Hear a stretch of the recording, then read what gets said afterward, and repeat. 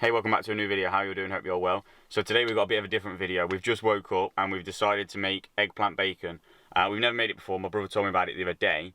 It actually sounds really interesting because when we're actually travelling in the van, so at the minute we're obviously parked up on Tabitha's mum's farm, and we've got the beauty of using her fridge. So we've kind of been able to just basically live like normal, like we was living in the flat and stuff. But when we're on the road, we won't really have a fridge. We have a cool box, and we won't be able to use it all the time just because electric, especially making these videos and stuff, that uses a lot of electric, so we're kind of having to save electric elsewhere.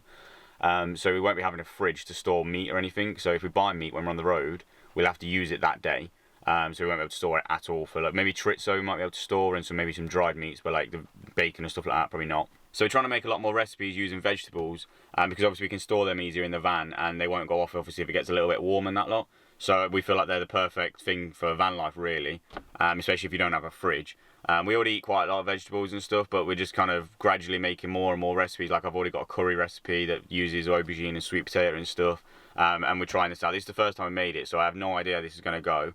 I believe you're supposed to make it in an oven as well, and obviously we don't have an oven, so I'm just going to pan fry it and just see what happens. So you'll see the first results as I see them as well. So it could turn out horribly wrong, and in this video you just see me fail at making eggplant bacon, but we'll see.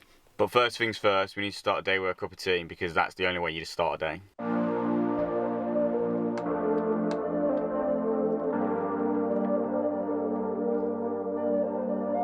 I'll quickly run through all the ingredients we're going to be using in this recipe.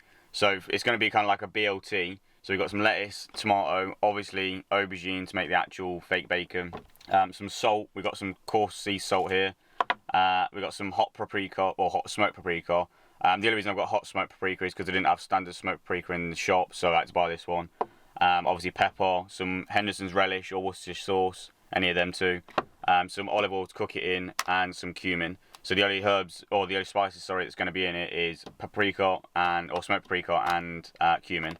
We are using just olive spread at the minute because we obviously, like we said before, we have the fridge that we can use. But when we're on the road, we're going to be going back to traditional butter because we can obviously keep that outside the fridge.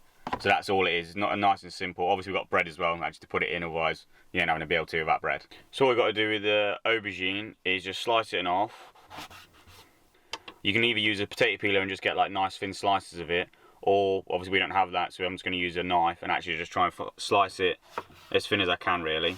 You don't want it too thin, but you want it nice and thin like that, where you can obviously, they'll cook nice and easy in the pan, but they'll also have a bit of bite when you're actually eating it in your sandwich. So that's it all sliced. All you want to do is put it into a mixing bowl so you can mix it with all the other ingredients. So first things first, I'm just going to put salt and pepper on it because you should always season your stuff. Next up, we've got some Henderson's relish. You're going to want to put a tablespoon of this in.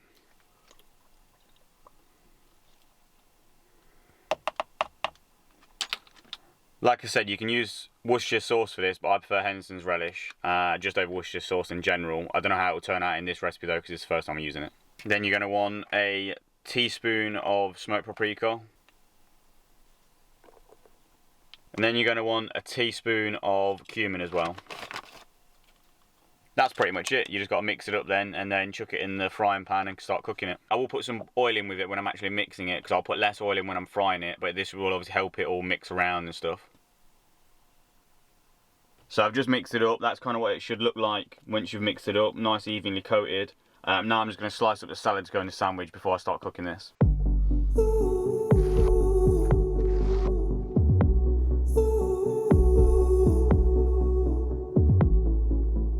So we're using a non-stick pan, so we don't need much oil. I'm just going to put a little drop in though to make sure nothing sticks to it, and then we're going to chuck the aubergine in and start frying it. Waiting for something to change, 'cause when I'm not here, it's like I'm flying. And I don't know why I feel pain, 'cause when I'm not here. So this is the moment of truth. I've put brown sauce on it as well, like a proper bacon sandwich. So now is the taste test to see if it turned out alright or not. Does it actually taste like bacon? It has that same sort of crunch and like the sort of smoky effect that you get from bacon, yeah. So that went down really nicely. It turned out a lot better than I thought it was, to be fair. I thought it wouldn't really taste much like bacon at all and just would be a bit weird, but it actually is really nice. Definitely recommend trying it. Tabitha enjoyed it as well, which is good. But now that we've tried it and made sure it's edible, we're going to make a sandwich for everyone else on the farm. The only thing I would recommend if you do try this recipe is just put a little bit more aubergine if you're making the exact same sandwich we've made. Because with the lettuce and tomato, it kind of takes a bit of the flavour away from the aubergine. So obviously you just need a bit more of it on there. And that's the only thing I'd recommend. Other than that, you can follow this recipe exactly and it'll turn out perfect. So let us know down in the comments below if you tried it and what you think of it. Don't forget to like and subscribe, and we'll see you tomorrow.